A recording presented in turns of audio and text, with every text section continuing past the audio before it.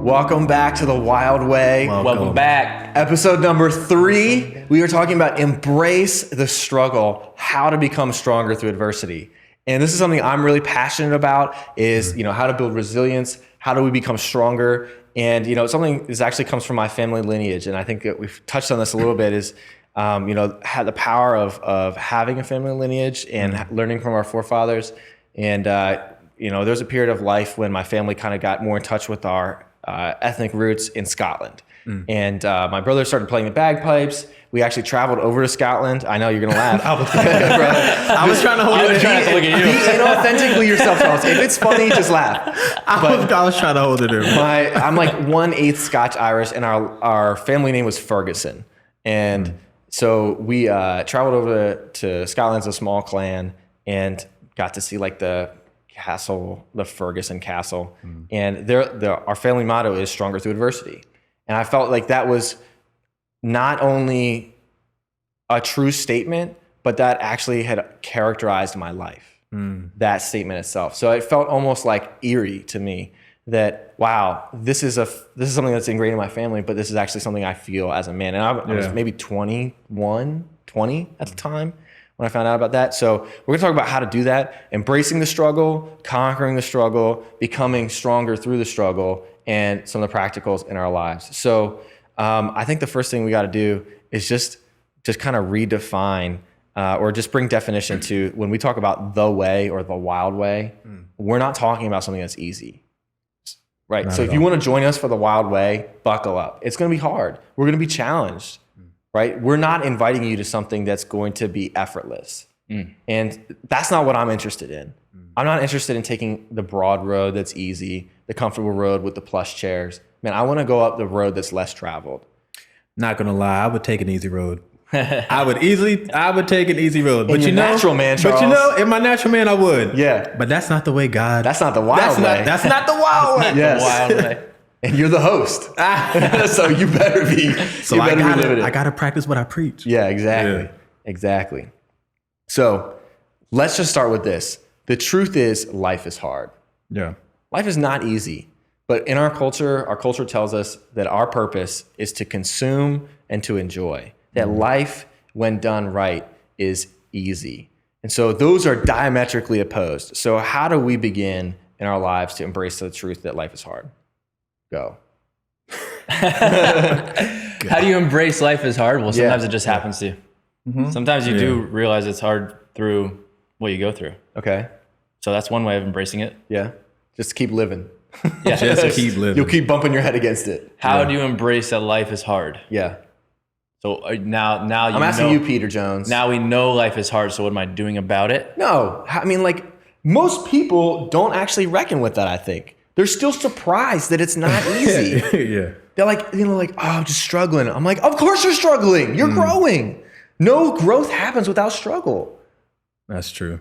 So why are we still surprised it's hard? Because we don't want it to be. Preach, Charles. We don't want it to be. Yeah. I just said it. But I was like, in my natural man, I would love for things to go easy. But kind of like what you just said, I learned, through growing up, had a couple rough years, had no idea, like, why is life so hard? I just wasn't expecting it to be that hard, transitioning from like college to adulthood. Yeah. A couple of those years, I had no idea how difficult it was going to be. But, I had no choice but to embrace it because I can't let it wreck me. Like I'm not going to let life take me out. So I have to learn to adapt. I have to learn to embrace the struggle. Yeah. I think it's part of our cultural narrative too, right? Like the stories that we glorify are the come up fast. Absolutely. So you always hear them like behind the scenes, they say, oh, you don't know the struggle. Yep. Right. So you have to embrace the process. It's like Kobe 101, right? Yep. Or Jordan or this champion's mindset. You didn't see all the hours that I did this. Mamba. Yeah. But, our culture glorifies success without sacrifice. Absolutely. And so I think that just sets up this dichotomy of, if I'm not super successful or if I'm encountering some ceiling where it gets hard, then I must be doing something wrong. If I graduate college and I don't know what I'm doing right away, if I don't have this deep passion that's going to guide the rest of my life, I must be screwing up. And that nothing could be further from the truth. Yeah. Like I tell so many people, I'm like, you're not in a weird spot. You're in a great This spot. is life. Yeah, This you is just what don't it know is. where you're going. Yeah. That's fine. Nobody knows where they're going. You just have to figure out what principles guide your life in the struggle, and then live consistent according to those. Pete, how did you embrace struggle in your life? Oh man, how did I embrace struggle? Well, now I embrace struggle a lot differently. Yeah. And I think, I think the thing that trips me up with this is that I've lived a pretty dang good life. Yeah. And so I don't see it as like really hard. I mean, I've had my parents got divorced when I was young. There's a back and forth and there's stuff like that, but not that you should be comparing yourself to third world worst of the worst, but we live in America. Yeah. We push comfort. Yeah, absolutely. And so, for me, dealing with the difficult things now is really more on, I think, especially during the COVID time, just recognizing the battle in my mind. It's hard. It's a hard battle. You have to recognize it first, but then you realize like the accumulation of thoughts that come into that mind all day long are not great all the time. And there's hard things to deal with there, even just recognizing that the thought's going down a path that it shouldn't be. Yeah. So I think recognizing it and then making the pivot to your point, Billy, with those guiding principles in your life. And asking yourself, well, if I keep saying this, if I keep saying I'm weak, I can't do this, and I'm not feeling good, and I'm complaining, and I'm lazy, and like I had that moment happen just a couple days ago. I was like, well, it's not doing anything. Yeah. So come back to where you're centered and remind yourself of that, and let's try something different. Yeah. And to me, that's hard because it takes mental energy that's hard to find sometimes. Yeah. So, dude, I think for like there's so many nuances there too of like recognizing that just because it's difficult doesn't mean I'm weak. Yeah. Right. That's good. I just think because it's difficult doesn't mean that you're weak. Yeah. And when we were working out one time, I think it was with you, Charles, and I remember we're doing push-ups and it's hard and I'm breathing hard. Yeah, let's go, baby. You feel me? And yeah, I was just thinking, like, I had this thought that crossed my mind of like, I'm tired, I want to give up, and like, these really negative kind of weak thoughts. And then just this realization of, oh, I'm not tired, it just hurts. Right. So just separating the value judgment on myself from the experience that I'm having. And so if I assume life is going to be hard, COVID sucks, I'm going to have negative thoughts, then I come tempered. I'm prepared for difficulty. I have resilience in mind. And I think that like so many people face disillusionment, especially us as guys. If you're trying to live with purpose, you're going to fail. You're going to miss something. You're going to get it wrong. Someone's going to deceive you. And we can fall into so many pits of disillusionment. But if we say at the front end, this is going to be a difficult journey, I've got to prepare for this, then we can avoid so many emotional pitfalls that are just going to, I see a lot of guys that just get sidelined. Yeah. Right? Like they start strong and then they get sidelined. And I can tell patterns in my own heart. If I don't correct these, I'm going to get sidelined by this. I'm going to give up. I'm going to disengage. Yeah. So Charles, what does it look like to embrace struggle in your life? Man, first of all, when you were just naming those points, I just, again, thought about that period in my life when, again, coming into adulthood, having no idea how difficult it would be. And I would have been one of those guys who was sidelined if it wasn't for God. Yeah. Like, absolutely. To be honest. Well, tell us about it. Like, what was that practically like? What was that time like? I'm fresh out of college. This is around the time of the recession, difficult to get a job. I went to school specifically for like music business. So you're looking to make big bucks with music. I'm looking to make big bucks. Straight to the top, Straight baby. to the, you feel me? Cash Like money. I see where I want to be, and I'm on my way there. Billboard number one. You feel me? What's up? Yeah, no, Saint I was Charles Roman. Yo, say it again. Say it again. Saint Charles Roman. Artist name. But yo, man, after college, I'm just like replaying that time right now. After college, I moved to Nashville, right? I was around like a good group of people in the music industry, and I just thought, man, I'm about to make it. Like I just knew that I was just in the right place, and it was all up from here. Did not go that way. It was that was the peak basically, and just for a couple years, man, my life just kind of went down. I had to leave Nashville. I couldn't afford to stay there anymore. Came back home. Again, this is around time of recession. Couldn't find a job in like the music industry. Couldn't even find like a regular job that I didn't even want. I felt like everything that I tried to do was like sidelined. But I'm a creative guy, so I'm like, all right, well, I don't know. I'll try to take photos. So I started like a photography website. But this is when like iPhone photos they still are, but when it was first like getting popular, so like I'm gonna do everything on my iPhone, right? Had a whole website. So I let somebody borrow my phone and make a call. They lost it. They got chased by a dog. So I'm like, I had all my photos and everything. I just felt like everything that I was building was just like being destroyed. And I specifically remember a moment, man, just like where it all came to a head, where I just felt like failure after failure, no, losses after loss. And I just like started crying, man. I'm like, I just had no idea it was going to be this difficult. And I could have given up right then. Yeah. I went through like a little depression period. But I know for a fact that I would have been derailed if it wasn't for God, man. Yeah. And it wasn't like something huge and miraculous happened one day where he came and spoke to me and said, you're going to make it. Like, it was just, I decided to keep going. Like, I just kept going. I woke up every day. I just decided to keep going, basically. And it wasn't easy. Decided to not quit, yeah. Man, that's so powerful. I think that's like the first step. Yeah. So many of us, like we come to forks in the road and we're like, I'm going to quit. Yeah. And man, just building that resiliency. So, yeah, man. Charles, I know we talked about it last time. You're a huge fan of John Eldredge. Johnny E. But he's in one of his books, he talks about the core question every man asks. And so I think not only is it difficult, but the difficulties of life actually touch on our deepest insecurity.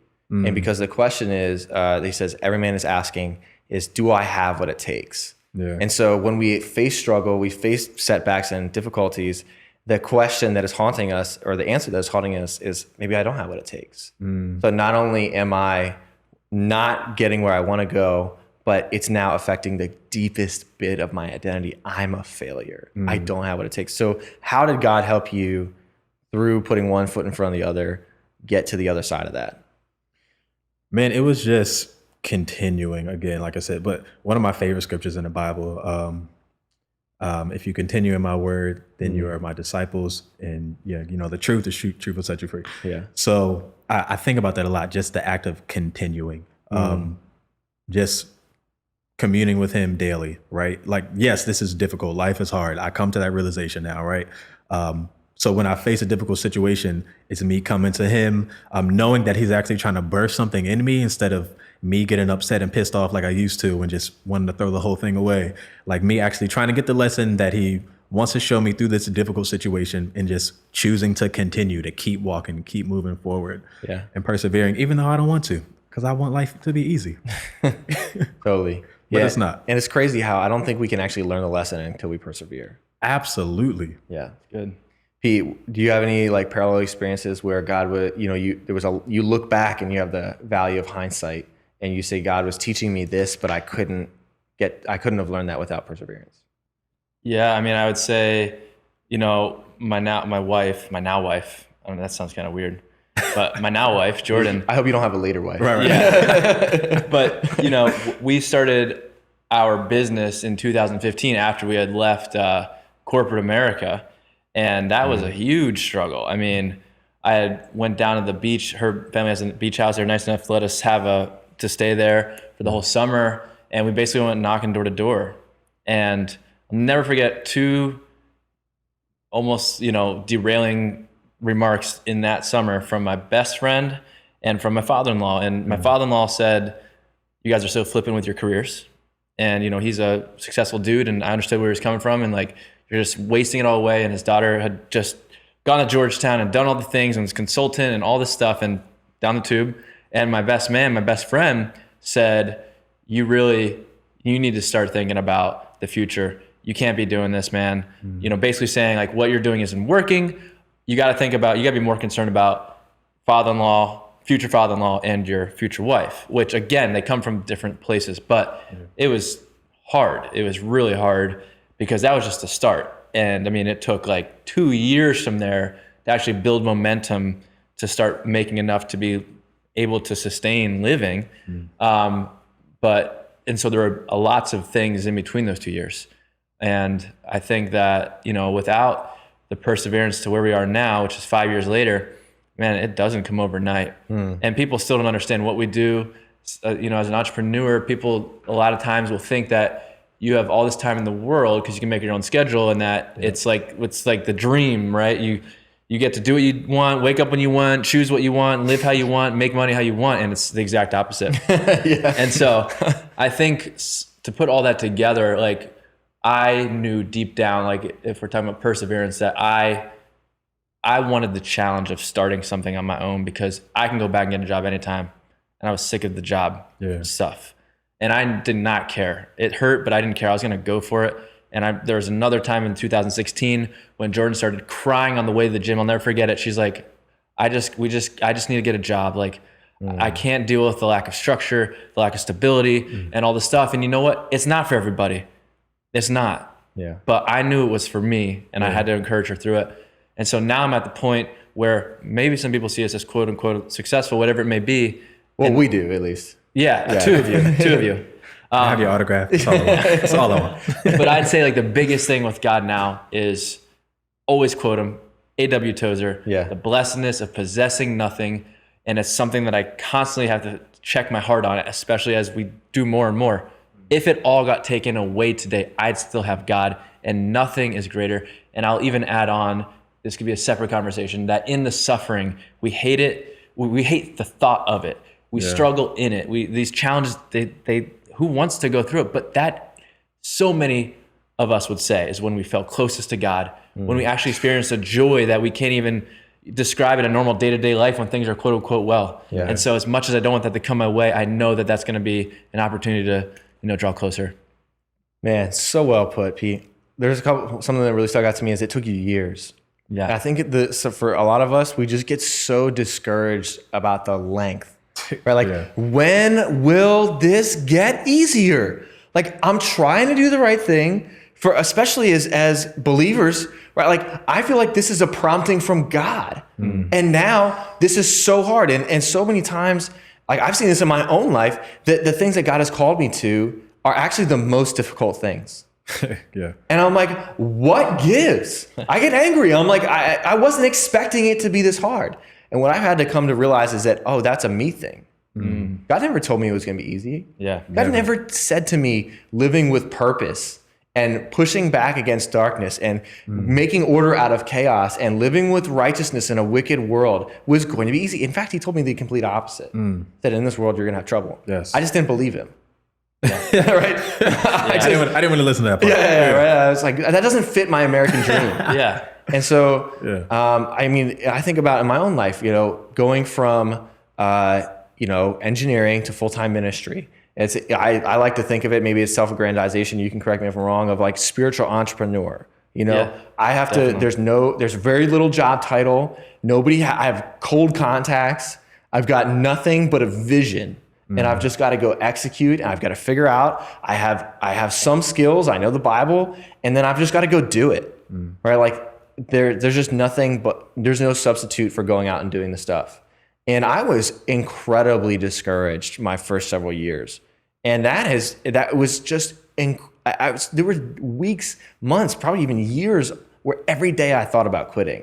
But I'm like, I can't quit. I'm called to this. So I had a real strong sense of calling that helped me to persevere through that. But I was so despondent because I didn't expect it to be hard. But I didn't get that from God. I got that from my cultural narrative, and it almost derailed me. And I think that's where, as men, we've got to, at the front end, say, so freaking what? It's hard. What am I going to do about this? Am I going to let this derail me? Or am I going to find the eternal purpose for which I've been created? And I'm going to freaking crush this, And I'm so thankful. I mean, this is what I want to get into is how do we go from the struggle? Because I know a lot of guys listening are silently struggling. And dealing with struggles, whether that's emotional, financial, relational, spiritual, that are just really struggling. They don't know what to do. So how do we climb out of that spot is where we're going. But, like, what do we begin to do? So for me, let me start with one thing. One is just knowing that suffering pays off if we do the right thing. I think of the verse in Romans. If we do the right thing. If we do the right thing, there's a contingency on our actions. There's always a reason for it. Yeah, and it's like suffering produces perseverance. Yep. Perseverance produces character. Character produces hope, and hope does not put us to shame because the love of Christ has been poured out into our hearts. And so we see this chain, but those things are based on my decisions. Yeah. Suffering doesn't produce perseverance if I give up. Perseverance doesn't produce character unless I make the right decisions. Preach, Billy. And character doesn't produce hope unless I have a vision of fruit, right? This is going to produce something in me. And that's what you mentioned, Peter. Now I can be successful and not be controlled by my success. I'm liberated from this defining me, even as I walk in it. And that's what's so beautiful, is because the love of God, now we have a different vision. And now we have resiliency to face new challenges. That's where the hope comes in. God got me through this. He's going to get me through that. And that's why it's so important to be surrounded by brothers. And that's what my first point of how we overcome challenges is. I stinking need people around me. I can't do this. Of course I'm going to pray. Of course I'm going to read the word. I'm not going to stop those things. But God has given me brothers, arm in arm, a band of brothers to walk with. Yeah. And for so long, I stayed emotionally isolated because I didn't want to say to somebody, I'm struggling. Yeah. And so I prolonged my struggle. And so for me, being vulnerable with the right people and the people that have the same vision of, say, they're going to point me back to God has been so critical for me getting out of a rut of disillusionment, of wanting to quit, of perpetual struggle. And, thank God I have a great wife I just moan and complain to all the time. She's like God, I used to say, poor Bianca. God alone knows how much I struggle on a daily basis. I just pour out my heart to him. I'm like, God, this is terrible, right? But now my wife knows too. So, and thank God it's a lot less by the time she got in my life. But so for me, the people around me. So what do you guys think? What are some other ways for guys that are struggling right now? Reach out to the right guys, be vulnerable with people that are going to point you to God and a bigger vision and just get in your face. So what do you think? How to get out of the struggle? Yeah. Think of guys that are in it right now. Yeah. I think, I like that scripture that you quoted, that the last line, and hope does not put us to shame. You got to have hope, like to know. And first of all, know that there's, again, a purpose for the struggle. Like God is not just an aloof, absent God who is just watching us go through things and just letting life happen. There's everything works together for our good, right? So there's a specific reason that you're going through this struggle that you're going through, man. And, even if it's horrible, God is going to turn this around for your good. So knowing that there is something good that's going to come out of this struggle is, can produce hope. Yeah. Yeah. Awesome. Yeah, that's good. There's going to be more than 3 ways, so keep throwing them in. What do you think? I'll say just to touch on, God understands. I think that's the beauty and what sets Christianity apart from everything is that our God came down to suffer. Yes. In the worst way known to man. You can't even fight it. Yeah. And so what God does that? He was there. He knows it. He walked, even just coming down to earth in bodily form is enough. Yeah. Is a struggle in itself. That's suffering. Yeah. So just to walk with that comfort and just to lean into that and just to reflect on that is huge. But I would say that you have to admit it and take responsibility, take extreme ownership for the fact that you are struggling. Yeah. You have to recognize it as a struggle and say it out loud. Say it out loud first yourself, maybe say it out loud to someone. I'm struggling. Yeah. That in itself is going to start taking weights off. It's liberating. It's liberating. Start saying it. And then I would say, just as a journaler myself, you don't even need a journal. Get a piece of paper and write down the crap that's in your mind that you actually just take 5 minutes to reflect on the struggles. I struggled with this because of this. I struggled with that because of that. And just go through it and look at it. Ask yourself why and start to get to the root of some of these things. Share it with someone you're comfortable with and just start dealing with it. Yeah, that's practically. Great. That's great, man. This isn't for somebody that's in the middle of a struggle right now, but I say for somebody who's in a good season or a time period is how do we build resiliency then? So this is Great. something like I'm pretty passionate about is physical exercise. I'm a former athlete. I like Former. yeah, Emphasis on former. Former, yeah. Like, I don't compete in anything right now, but I love being competitive. I love all those things. But for me, working out is a means to an ends of really it helps me to calm down a lot of my emotions. I get pent up. And second is to discipline my mind, right? Like I subject myself to torture. I hate running. I hate it. I hate it, but I'll run because I have to learn somehow in a controlled environment that what I feel is not final, right? I have to push through this wall. I have to have mental fortitude. I have to have emotional fortitude, right? That revelation that came to me is like, it's not, what was it? No, I just forgot.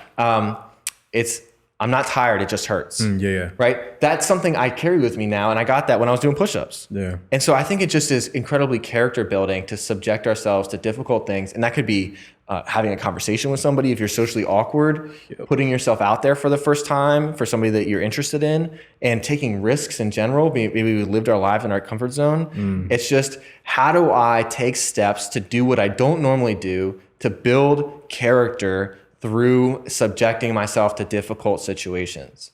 I think there's very few things besides physical exercise with a person next to you that's going to push you that will help you just build that kind of muscle in your soul. So I that's love one that. thing I do. Purposely putting yourself in difficult situations, even though you're in a good season, just to like strengthen yourself. Yeah, I'm going to punch complacency in the throat. Like we just can't afford to just be complacent in life. Yeah, man. I think about like a specific time when I was I was like working at a certain job, and I just wanted to leave, not just because I was tired of it, but I was feeling called to something else, but I was afraid. Like I was afraid to leave, and to be honest, that was around the same time that I first started coming to Freedom Church. I was like at another church, but I knew it was time to leave that also. So it was like this specific time where felt like God was kind of nudging me to move. And I was so scared. Like it was like taking that risk is because I was complacent. I was used to these things. I was used to this job. I was used to this church. But I always mention this when I speak to people. That time of my life is one of the best. I learned some of my best lessons during that season because I took a risk and I purposely put myself in uncomfortable situations. And I reaped beautiful things because of that season. So I love what you just said, man. Just purposely putting yourself in difficult situations to grow. Yeah. What are some other ways for people that are struggling how to get out of that, Pete? Yeah, if we're talking about something that's maybe not in that place that you were talking about, discipline. Well, I'd say either word, just ideas that come to mind. Yeah. I would say on that note, with physical exercise, I've been running more, and it's a way for the discipline of the mind. And I also, when I start running, I actually focus on something in Scripture, and it's the time to draw closer to God. But like you said, I love that you said that the feelings will come to an end, that pain will come to an end, and so I think that's just really important, just even for mental health. Yeah. And if everybody, this is the thought I had when I was running the other day. It was so painful. Yeah. I'm trying to add more miles. It was painful. I thought though, when I finished, I wouldn't be enjoying the end result if it wasn't as painful. Yes. It wouldn't be enjoyable. Oh, cool. I'll go run and it's going to feel like I'm water skiing. Yeah. Okay. Yeah. So I'm not going to sweat. So we all want that pain to some degree. And we want the results. Yeah, the results. But we have to embrace the pain. Makes it more, it feels better at the end. The one thing I was going to say in preparation, if you're in a good place right now, shout out to Great Divide Calgary out in Breckenridge, but my pastor always said, you're either in a storm or you're getting ready for one. And so be ready, be knowing that one is on the verge. We live in a world that's broken. It's going to come. Yeah. And how do you prepare for that? Well, I think the first thing to do is to praise, rejoice. Yeah. Give thanks for this moment and don't just spit it out. Just be like, oh, what a time to be here, to breathe like this, to have the ability to run, to have all my fingers, and just like be grateful. Yeah. And then also be preparing yourself, you don't know what it'll look like, but remember your foundation is the Lord. And remember what the Lord is and who he is and what he's done. Yeah. And stay rooted there. Yeah. Man, I think for one thing too is like, just to build on what you said there, staying rooted, is that we have to find a place to let our hair down, to let it out and just find peace. And I think when guys go through struggles, we medicate with illicit things, porn, drinking, drugs, just checking out emotionally, binging on YouTube or on video games or whatever it is. We try to medicate that feeling because we're seeking peace. And so I've got to find my ultimate peace in the ultimate reality, God himself. Yep. And so for us, I don't want to actually discount prayer. Yeah, absolutely. The ability of God to supernaturally deposit in me what I need in that moment. And I just think of Paul in Corinthians when he talks about how when I am weak, then I am strong. And he has lived that life so much so, and he's seen the fruit of that over and over again, and that dependence on God, that he goes on to say, I will rejoice in my weakness so that God may be glorified in it. Because he knows how this is going to end. I will be weak. I will turn to God. God will come through. It's not going to look like what I expected. It's not going to be the time that I expected. It's not going to make me as rich as I expected, right? Yeah. But he's going to come through in ways that will ultimately make this about him and not about me, which is good news for me. And so now I'm going to choose to rejoice and lean on him. There's been so many times where I just come to the end of myself, my own understanding or a situation, and I'm just like, God, I don't know what to do. And I'm frustrated, I'm tired, I'm confused, but I'm going to trust you. Yeah. And that's a decision of the will. I don't feel like that. And and that's where I feel safe. I feel safe when I choose to let go of controlling my life and trust it to God.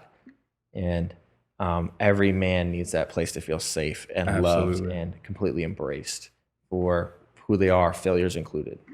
So I love that, man. For me, it's prayer, but also worship. Yeah. Like I'm a singer, I'm a worship leader. Like it just something shifts when I take a moment. Like if I'm going through a really difficult day, having a really difficult moment, I just throw on some worship music, man, and just turn everything off and just sit there. Like the peace that I get from that is, I can't even explain it, to be honest, but that's my go-to move. If I know I'm feeling overwhelmed, I feel myself getting worked up, I'm like, I need to pause. I need to play something. Or what I found also, even like if I'm like, let's say I'm at work, we're in COVID right now. Everybody's stuck at home, frustrated. Something that I found that helps me, man, just playing worship music in the background, just all day. It's just something about it getting into my spirit, my mind subconsciously. It just levels me out, man. That's my go-to. Yeah, worship. All right, now let's switch gears from someone who maybe is really emotionally struggling. And that's just, we know tons and tons of dudes are emotionally struggling and just bottling it up. Now, some guys are just wimps, right? There's a character flaw, they're lazy, and then so the struggle is compounded by their own character. Peter, how would you help somebody who is just lazy and perpetuating their struggle because of their choices? How are you going to help them get out of that? Again, I think it comes back to helping them to see that and have them take responsibility and admit it, you're right. Yeah. And then encouragement and encouraging them in whatever way that you think you can. Sometimes the lie of this world is, if you do this, then you'll get this result. That's not always the case, but in cases where you are a wimp, there are certain things that you can do to be stronger. And Charles thinks wimp is a funny word. Yeah, Charles, chump, wimp, whatever. It's funny. Chump. Until you're the wimp. It's funny until you're the loser. But no, I think if you're coming alongside someone, it's like you got to get them to see it as that. And if they can admit it, then you can start encouraging them to take the best steps forward. At what point do you look at somebody and say, yo, bro, you're just soft? Because come on. I've been there. I'm like, yo, I'm just venting to this person, but what I really need to hear is, dude, suck it up. And that's not always okay. But sometimes you need to hear that. Sometimes you do. And you can only hear that from sometimes specific people. Not everybody can say that to I'll you. be dishing it out to everybody. Suck it up. You know what your problem is? You need to suck it up. You're your problem. You lack discipline. You have no vision for your life. You don't think about the right things. You spend your money carelessly. You suck at life. Get better, bro. But like, if that's that's being a little Recognizing is the first step. Yeah, recognize the truth. Recognition. Yeah. Totally. But I think that's a voice that us as men, we actually need to hear. Like, and I've been told by my father, you can't quit. I remember that. It was like sports teams, like, no, son, you made a commitment. You are going to see that commitment through, and I will not let you quit. Because he taught me to be a man who finished what I started. And I have a real tough time personality-wise finishing what I started. I'm way more of a starter. So I hate doing that. But I have to choose through the character and the decisions I make to suck it up. So what if I don't want to do it? Right? I can't live with purpose and just do what I want. Those things are completely opposed a lot of times. Yep. Yeah. So. And I think made me think of a book I'm reading through, Grit. And I think Steve Young's in there, that book. And he was the QB for the 49ers under Montana. Yeah. But he tells the story of his dad having a huge impact on him and in how he grew to be the athlete he was. Yeah. But he said when he was in college, he thought he was going to be like the first stringer. And he was like basically fifth or sixth string. And he was the one who took the hits from the defenders. And he called his dad like first semester in college and said, Dad, I'm coming home. His dad said, he said, Dad, I'm going to quit. And I just can't do this anymore. And his dad said, you can quit, but you can't come home. Yes. That's what a dad's supposed to do. I love that. Yep. And so that whole off season in the winter, he said he went to the field house and probably threw 10,000 spirals. And by the end, of his 3 years there, he was, I don't know if he's Heisman, but he was, starting. And then he goes to 49ers and he has to deal it's a great story, but I won't get into the whole thing, but he has to deal with another waiting type of thing when he's under Montana. He was really good, Steve was, but he saw Montana and he decided, I'm going to wait and learn from this guy. And when his time came. Joe Montana, right? He was one of the greatest quarterbacks ever. Yeah. So can you imagine being the second stringer to Tom Brady or Joe Montana? Yeah. So perseverance, talk about perseverance. But so. And I think that kind of connects with what we've talked about earlier as the original intention of man is to cultivate. That father cultivated his son's character through jamming him up. Yeah. Not letting him quit. Or he's saying, this is the best part. He let him make his decision, but showed him the clear consequences of his decision. Yeah. Life has consequences. Yeah, absolutely. And on the father note there, because we have been talking a lot about this, it really makes me think, his dad, Steve's dad, did something that when Ravi Zacharias passed away, one of his daughters said about Ravi, the great Ravi, rest in peace, that really has stuck with me. We live in a world where you can do whatever you want, right? But what Ravi's daughter said, and this is exactly what Steve's dad did, was Ravi he saw our strengths and he championed them out of us. Yes. He knew where we were. He knew what we were capable of. He didn't throw this thing at the wall and saw it stuck. He knew that I was good at this and she was good at that. Steve's dad knew what he was good at. He knew I had it in me and he wanted to champion that out. Yes. So. And I think this always comes back to us because I know there's probably gonna be some guys listening and say, well, I didn't have a father like that and I don't have a mentor like that. Well, we, definitely encourage people to go get mentors, DM us, get to know us personally, or email us. But God is our Father.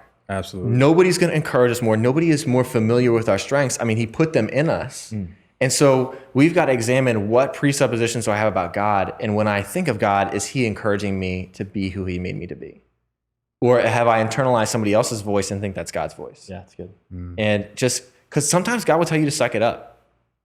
Right? He's going to jam you up. Like, no, this is a you issue, bro. That's you. You keep sinning your way into this issue. You keep being lazy, and then you have these issues. So just change. And other times He's going to heal you. Say, hey, that's not okay what that person did to you. I have more for you.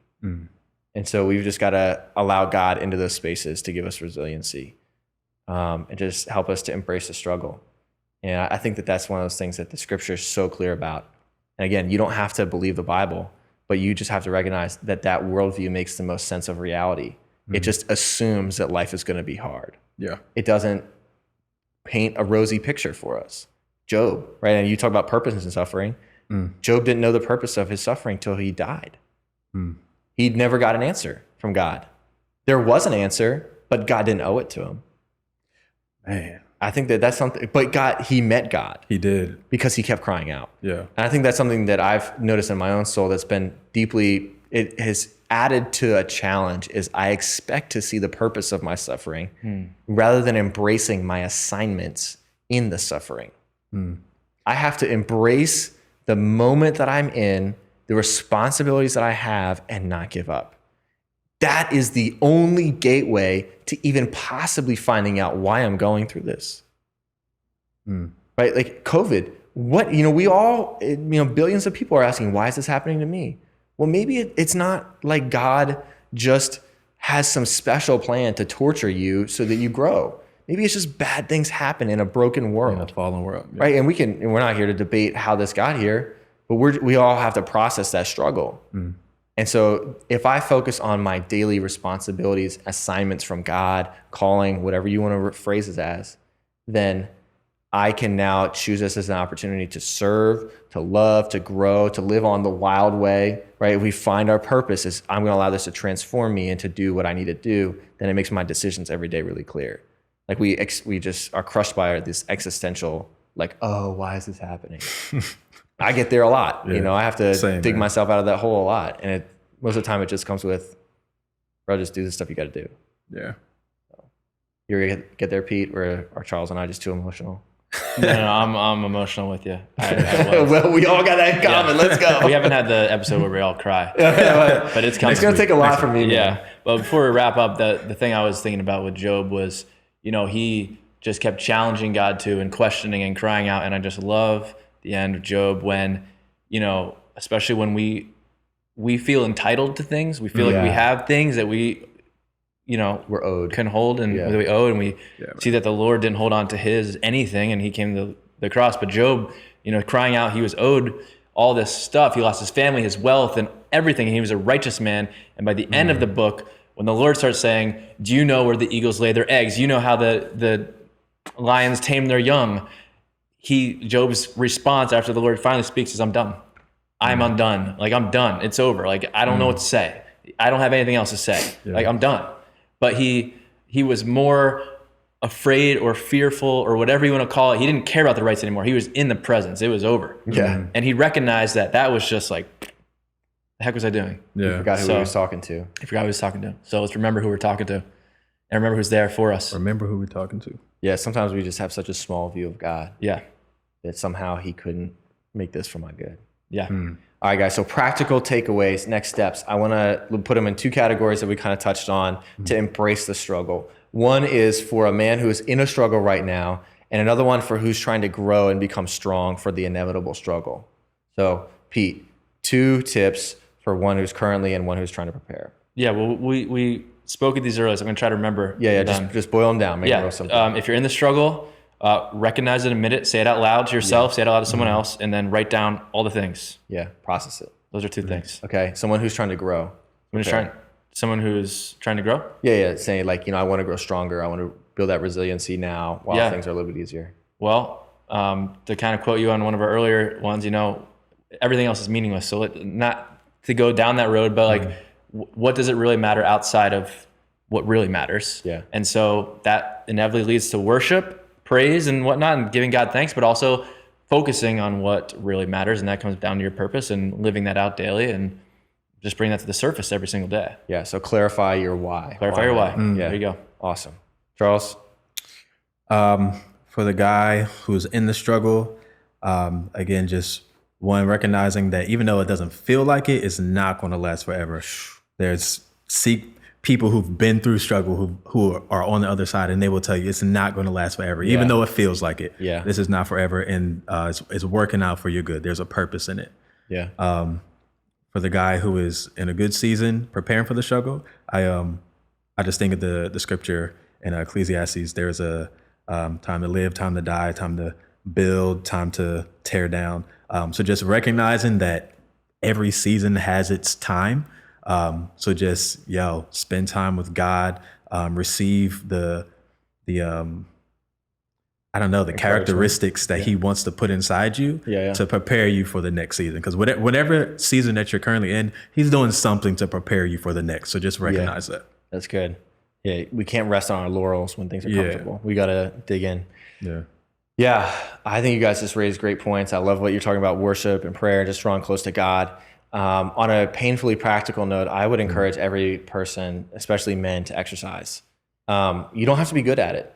You don't have to be fit.